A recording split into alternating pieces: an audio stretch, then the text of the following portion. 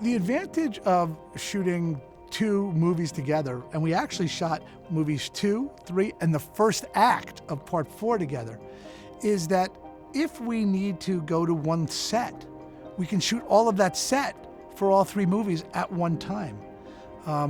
Also, by having those scripts in hand, the actors know where their characters are going. So it was just very natural to do it that way.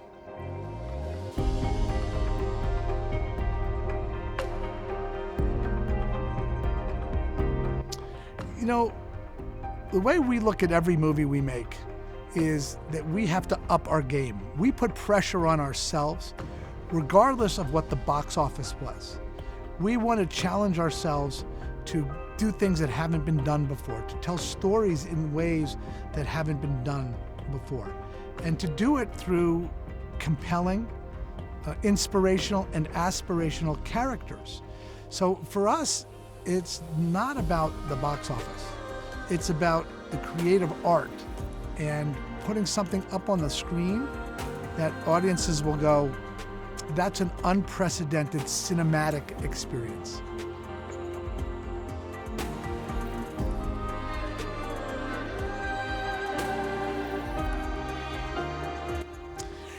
You know, I think that Jim had the basic idea for the stories that he wanted to tell. We originally thought that we could tell those stories across 3 movies, not 4. But as we got down to telling all of the stories, and one of the things that this movie has, it has more characters than the first movie did. And to do justice to their characters in each film, we needed more time. So we broke it into, 4 movies, in order to do that. So I think the core ideas there are the same, but one of the great things about working with Jim, he never rests on what he did yesterday. And as we start working with the cast, Jim puts on his writer's hat and improvises with them, and something new evolves out of that. As Jim works with the production designers, and they design a creature that wasn't asked for in the script, but Jim responds to it, we find a way of putting that creature into the script. So it's an evolutionary process, but the goal and the objective never changes.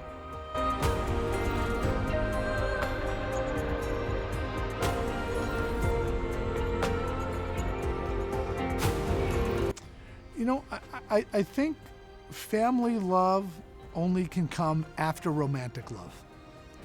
And that's sort of the structure of the Avatar movies.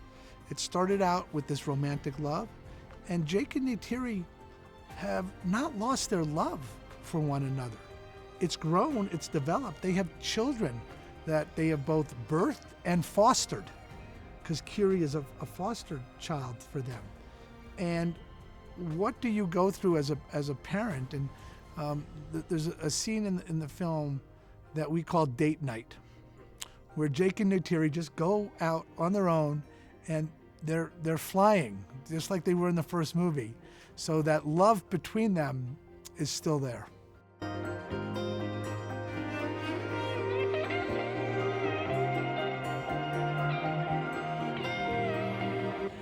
Look, I don't look at Top Gun Maverick as a phenomenon. I think it's very natural. I think they went out and said, we're making a movie that's a standalone movie. You don't have to have seen the first movie, no matter what number of years ago it was. Here's a movie that is a cinematic experience. We want to do the same thing with Avatar. This is not about having seen the first movie. It's not about the time gap between the first movie. It's about creating something for audiences to go, that is something I must see on the big screen, and I get something out of it emotionally and thematically.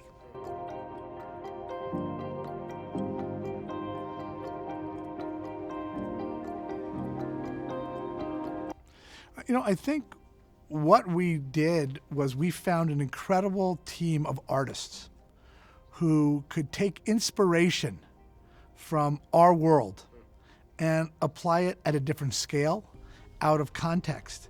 But they ground it in a scientific fact that we create for Pandora. And I loved it when one of our designers created a creature and they did something we didn't ask them to do.